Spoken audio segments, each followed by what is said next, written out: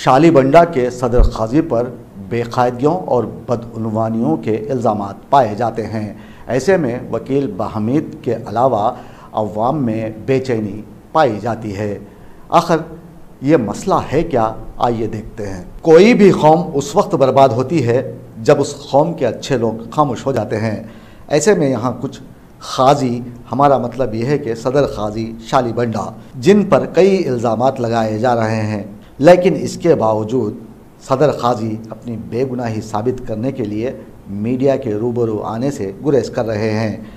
ये ज़माने का दस्तूर रहा है कि बदउनवानी करने के बाद बाज़ खाजी साहिबान गरीब अफराद का दामन कांटों से उलझाकर नफ्सियाती तस्कीन पाते हैं और गलत शादियां करवा के अपनी तिजोरियां भरने में मसरूफ़ हो जाते हैं।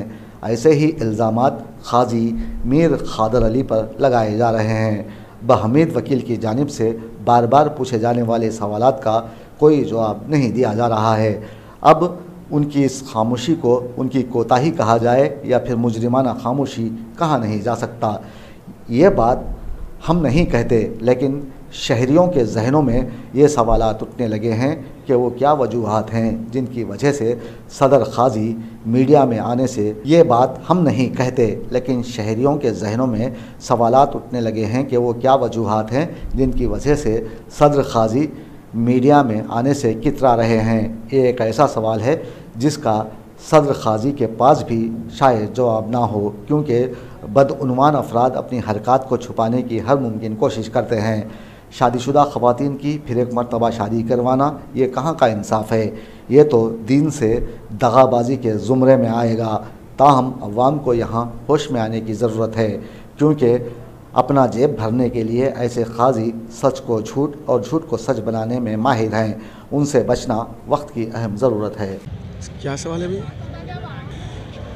अस्सलाम वालेकुम रहमतुल्लाहि व बरकातहू। जुमा मुबारक। शालीबंडे के सदर खाजी जो हमारे अपने हिसाब से तेलंगाना की अगर ख़ज़ात अगर बदनाम हो रही है, बदउनवानियों में मुलविस हो रही है, तो उसके एक बहुत ही बड़े एक मुहर्रिक में से हैं।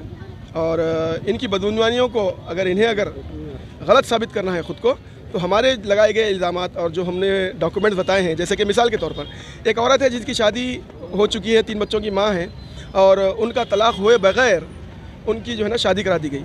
जबकि दीन इस्लाम में इस बात की पूरी गुंजाइश मौजूद है कि औरत अगर आदमी के साथ जीना ना चाहे तो वह खुला ले सकती है, और अगर आदमी औरत के साथ ना जीना चाहे तो तलाक़ ले सकता है। तो वहाँ खुला और तलाक़ हुए बिना अगर किसी और से शादी करा दी जाए, और उसमें तरफ़ तमाशा ये कि गैर लोगों को, गैर मर्दों को जो है ना बताया जा रहा है कि झूठे तौर पे कि ये इनके जो है ना भाई हैं, तो इन बातों के जो सवालात का जवाब तो उनको देना चाहिए। तो मैं एक बात की दावत भी देता हूँ उनको कि मैं एक आम इंसान, आम मुसलमान, हैदराबाद का एक शहरी, जहाँ पर हिंदुस्तान के 30 से 40 करोड़ मुसलमानों पर हमारे ख़ज़ात सिस्टम की गलतियों की वजह से मुसलमानों का नाम बदनाम हो रहा, उस चीज़ को दूर करने के लिए आप और हम आमने सामने बैठें।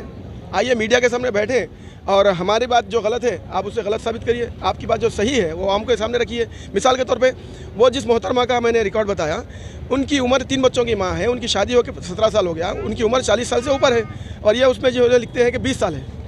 तो ऐसी कौन सी टेक्नोलॉजी है आ गई दुनिया में कि जो 40 साल की औरत की उम्र 20 साल कर दी जा रही? अगर आपके पास है तो वो भी बताइए। इसके अलावा क्या है, जहाँ पर इन्होंने यानी कि साहिबा हैं, यानी कि ऑलरेडी शादीशुदा हैं, तो इनके निकाह के बारे में लिखा कि इनका ये निकाह उला है। तो जो बच्चे हैं वो कौन है? औलादुज़ ज़िना है। मैं एक बात बोल रहा हूँ आपको कि ऐसे बहुत सारे केसेस निकल के सामने आएंगे, और इसकी सही पैमाने पर तहकीकात होनी चाहिए। इसकी अगर सही पैमाने होगी तो बहुत सारी चीज़ें निकल जाएंगी। और मैं चाह रहा हूँ कि हैदराबाद में जहाँ पर 15 खाजियों के अंडर में 1.5 करोड़ की आबादी है, वहाँ पर कम से कम 300 खाजी होने चाहिए, जिनके नीचे 5-5 अगर खाजी हो तो 1500 लोगों को रोज़गार भी मिल सकता। और यहाँ पर यह भी होना चाहिए कि ख़ज़ात का जो स्टैंडर्ड है, जैसे कि कुरान करीम में अल्लाह ताला फरमा रहे वरत्तिलिल कुरान तरतीला, जब ख़ज़ात में जब हम जो है ना कुरानी आयत पढ़ते हैं तो वो खाजी साहब को खुद तलफ़्फ़ुज़ की अदायगी सही नहीं आती, मखरज नहीं मालूम उनको, तो ऐसे लोग खाली आकर के जो है ना औकात गुजारी में ख़ज़ात कर ले रहे हैं और करोड़ों रुपये कमा रहे हैं। अब इनके नाम पे आप कोर्ट में कंप्लेन करें? जी हाँ, इंक्वायरी कमीशन में इनके नाम पर कंप्लेन है, और इन्होंने सफाई में हमारे सवालात का जवाब नहीं दिया, बल्कि ये बोला कि हम 2014 में जो है ना जवाब दे चुके।